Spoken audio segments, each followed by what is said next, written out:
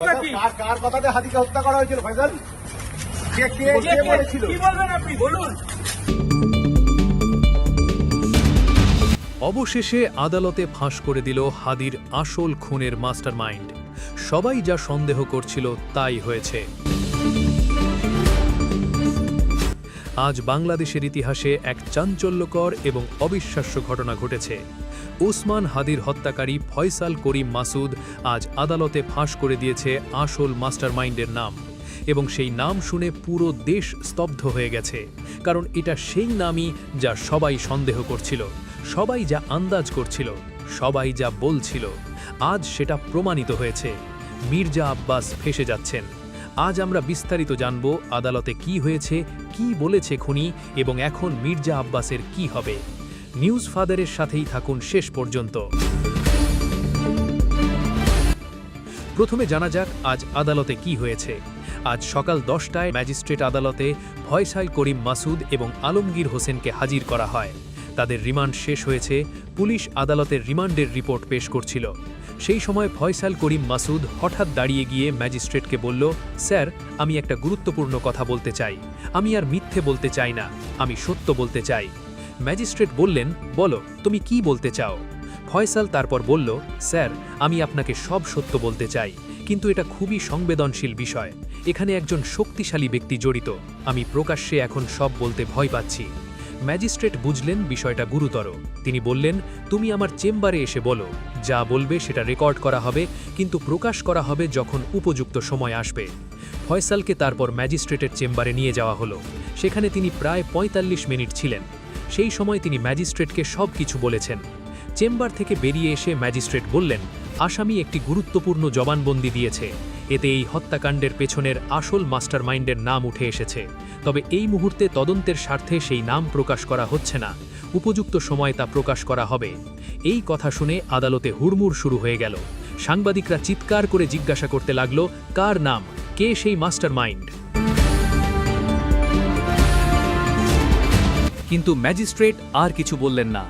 Police পরে সাংবাদিকদের বলল, আসামি যা বলেছে তা যদি সত্য হয় তাহলে এটা বাংলাদেশের ইতিহাসের সবচেয়ে বড় রাজনৈতিক হত্যাকাণ্ড। একজন শক্তিশালী ব্যক্তি এর সাথে জড়িত। তবে আমরা এখনই নাম প্রকাশ করতে পারছি না। তদন্ত চলছে। পুলিশ সাথে সাথে কাজ শুরু করল। ফয়সালের জবানবন্দি রেকর্ড করা হলো এবং আদালত থেকে বের হয়ে পুলিশ সাংবাদিকদের বলল, আমরা মির্জা আব্বাসকে জিজ্ঞাসাবাদের জন্য ডাকব। তিনি এখন সিঙ্গাপুরে আছেন। আমরা তাকে ফিরে আসতে বলবো। এই খবর ছড়িয়ে পড়ল বিদ্যুৎ গতিতে। পুরো বাংলাদেশ এখন একটা কথাই বলছে, তাহলে কি সবার সন্দেহ সত্যি হচ্ছে?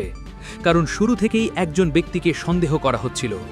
সেই ব্যক্তিকে, যিনি হাদির মৃত্যুতে সবচেয়ে বেশি লাভবান হয়েছেন, যিনি ঢাকা ৮ আসনে হাদির প্রতিদ্বন্দ্বী ছিলেন, যিনি খুনি গ্রেপ্তারের ঠিক ৩ দিন পর হঠাৎ অসুস্থ হয়ে সিঙ্গাপুরে পালিয়ে গেছেন।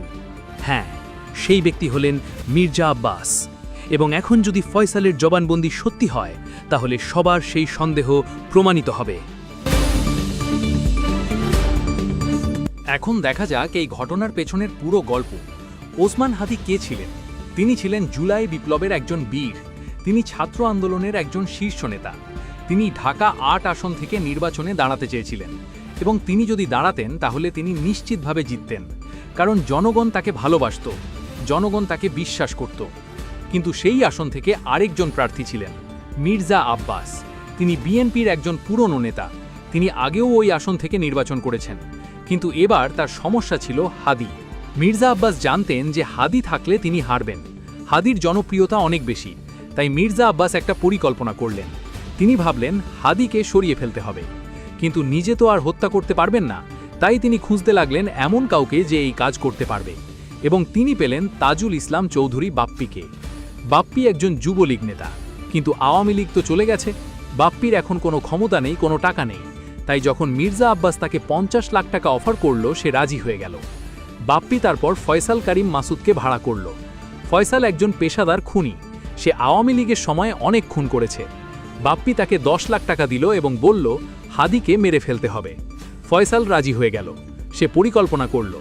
১২ই ডিসেম্বর ২০২৫ সকালে হাদি বাসা থেকে বেরিয়েছিলেন। ফয়সাল মোটরসাইকেলে করে তার পাশে এলো এবং গুলি করল। হাদি গুরুতর আহত হলেন। তাকে হাসপাতালে নেওয়া হলো। তারপর সিঙ্গাপুরে নেওয়া হলো। কিন্তু 18ই ডিসেম্বর তিনি মারা গেলেন। হাদি মারা যাওয়ার পর মির্জা আব্বাসের পথ পরিষ্কার হয়ে গেল। ঢাকা 8 আসনে আর কোনো শক্তিশালী প্রতিদ্বন্দ্বী রইল না। তিনি সহজেই জিতে গেলেন। কিন্তু তিনি ভুলে গেলেন একটা কথা, সত্য একদিন না একদিন বেরিয়ে আসে, এবং আজ সেই সত্য বেরিয়ে এসেছে। ফয়সালকে গ্রেফতার করা হয়েছিল 8 মার্চ। তাকে 14 দিনের রিমান্ড দেওয়া হয়েছিল।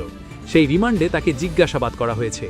শুরুতে সে মিথ্যা বলছিল, সে শুধু বাপ্পির কথা বলছিল, কিন্তু পুলিশ তাকে চাপ দিতে থাকলো। তাকে মারধর করা হলো, তাকে বলা হলো সত্য বলো, নইলে তোমার আরও খারাপ অবস্থা হবে। এবং অবশেষে ফয়সাল ভেঙে পড়ল। সে সব বলে দিল। সে বলল বাপ্পিকে কে টাকা দিয়েছিল, সে বলল কেন হাদিকে মারা হয়েছিল, সে সব ফাঁস করে দিল। এবং আজ আদালতে সে সেই কথাই বলেছে। সে বলেছে মির্জা আব্বাস হলো আসল মাস্টারমাইন্ড। এখন প্রশ্ন হলো, ফয়সালের এই জবানবন্দি কতটা সত্য? এটা কি বিশ্বাস করা যায়? দেখুন, ফয়সাল একজন খুনি, সে মিথ্যা বলতে পারে, কিন্তু কয়েকটা বিষয় লক্ষ্য করুন। প্রথমত, সে আদালতে শপথ নিয়ে এই কথা বলেছে। যদি সে মিথ্যা বলে তাহলে তার আরও বেশি শাস্তি হবে। দ্বিতীয়ত, তার কোনো কারণ নেই মির্জা আব্বাসের নাম নিয়ে মিথ্যা বলার। মির্জা আব্বাস তার কোনো শত্রু নয়, তাহলে কেন সে মিথ্যা বলবে? তৃতীয়ত, সে যা বলেছে সেটা যৌক্তিক। মির্জা আব্বাসের মোটিভ ছিল, তিনি চাইতেন হাদি মরুক যাতে তিনি নির্বাচনে জিততে পারেন, এবং তিনি সত্যিই জিতেছেন। চতুর্থত, মির্জা আব্বাসের অদ্ভুত আচরণ। খুনি গ্রেফতার হওয়ার ঠিক 3 দিন পর তিনি অসুস্থ হয়ে পড়লেন এবং তাড়াহুড়ো করে তাকে সিঙ্গাপুরে পাঠানো হলো।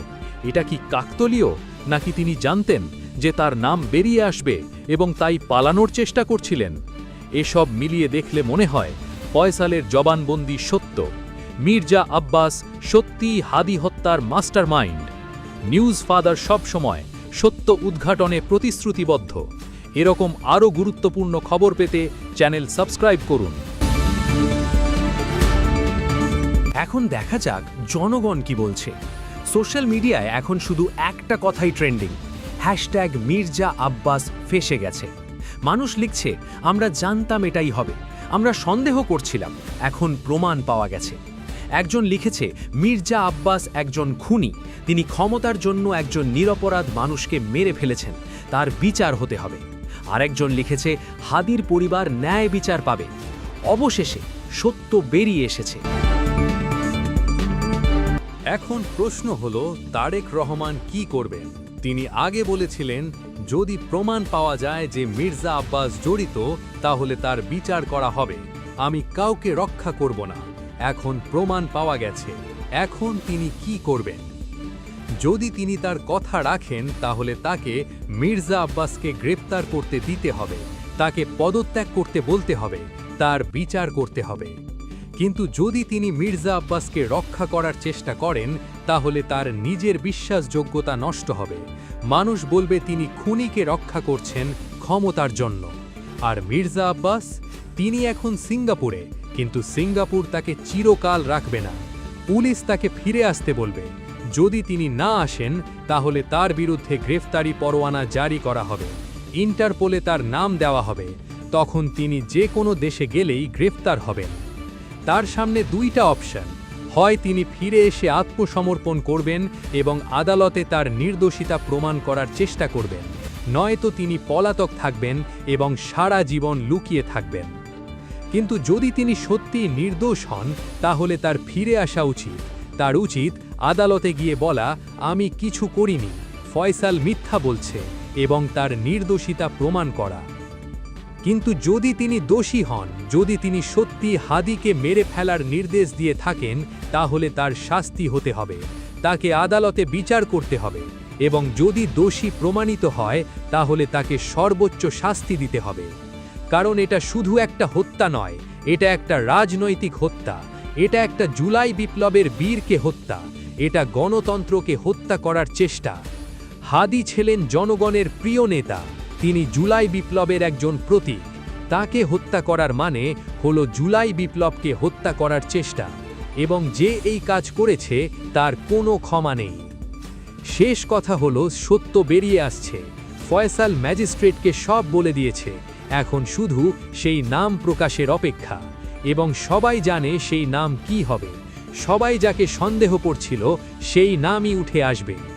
মির্জা আব্বাস এখন সিঙ্গাপুরে, কিন্তু তিনি জানেন কি হতে যাচ্ছে। তিনি জানেন তার নাম বেরিয়ে আসবে, তাই তিনি অসুস্থ হয়ে পালিয়েছেন। কিন্তু পালানো কি সমাধান? সত্য তো একদিন না একদিন বেরিয়ে আসবেই, এবং আজ সেই দিন এসে গেছে। এখন দেখার বিষয় ম্যাজিস্ট্রেট কখন সেই নাম প্রকাশ করেন, এবং যখন সেই নাম প্রকাশ হবে তখন কি হবে। একজন সংসদ সদস্যের বিরুদ্ধে খুনের অভিযোগ, এটা বাংলাদেশের ইতিহাসে একটা বিশাল ঘটনা হবে। আমরা নিউজ ফাদার থেকে এই বিষয়ে নিয়মিত আপডেট দিতে থাকব। যখন ম্যাজিস্ট্রেট সেই নাম প্রকাশ করবেন আমরা সাথে সাথে আপনাদের জানাবো। আপনি কি মনে করেন সবার সন্দেহ সত্যি হচ্ছে? ফয়সাল কি আসলেই মির্জা আব্বাসের নাম বলেছে? ম্যাজিস্ট্রেট কখন সেই নাম প্রকাশ করবেন? যারা মনে করেন হাদির হত্যার সত্য উদ্ঘাটন হওয়া উচিত তারা চ্যানেলটা সাবস্ক্রাইব করে দিবেন। ধন্যবাদ সবাইকে নিউজ ফাদারের সাথে থাকার জন্য। আল্লাহ হাফেজ।